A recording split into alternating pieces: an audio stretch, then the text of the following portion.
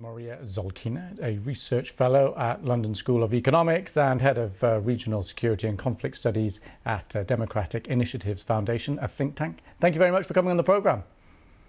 Thank you for having me. So we've just heard from Antony Blinken there, more commitments of money and support. What do you make of it? Yes, and actually it's a crucial signal for Ukraine because there are now a lot of talks about what's next, about the ongoing counteroffensive and about some kind of behind the closed door offers to start or reopen political negotiations with Russia at some point. And this is a very significant signal towards all those appealing to political negotiations that support military support to Ukraine to make Russian forces withdraw or just leave the Ukrainian occupied territory. This support is going to be continued. It's crucial because we know that next year is a year of political campaign in US and some other important Western partners of Ukraine. And is that just feeding into that message of political support then? That's the importance of these visits, because we know it's not the first time, and you could argue, why not make this commitment just over a phone call, in a press release? You think it's important that he physically is in the capital, Kyiv, to show that? There are a number of issues which are of both which are of bilateral interest of US and Ukraine to discuss behind the closed door, not to make it very public. The first issue is that the real assessment and adjustment of bilateral assessment of the ongoing counteroffensive, because publicly no one has criticized Ukraine so far, but we know that there are a lot of signals from experts and sometimes politicians that the tempos are a bit slow or the results are not as sufficient as someone in the West has expected. So that's why, in order to have a conversation about that on the top level of authorities, it was needed for someone from Washington to come for an open conversation to Ukrainian president and with Ukrainian government and Minister of Defense in particular.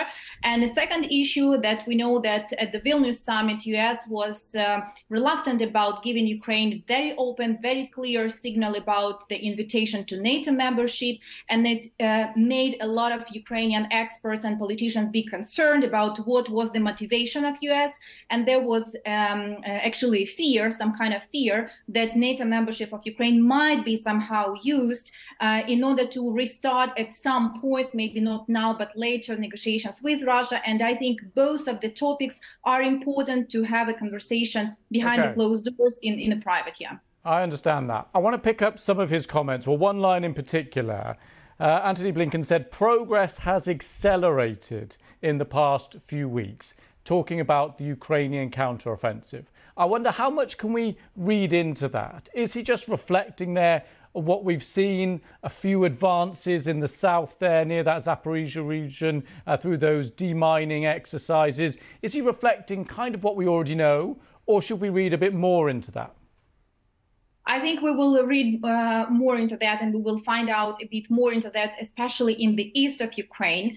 But what we know exactly, yes, it's reflecting what's going on in the south, because as of now, Ukrainians have actually finally have broken one of the most significant lines of defense in Russia with the mines. And as of now, there are a lot of expectations that it will open actually the road to Ukrainian forces, or will ease the access towards, deconstruction of other and destruction of other defense lines further. So the developments in Zaporizhzhia are crucial, but the developments in the east, especially in the very east, in Kharkiv region or in Luhansk region, are of our special attention, and I would encourage to follow them in the following weeks.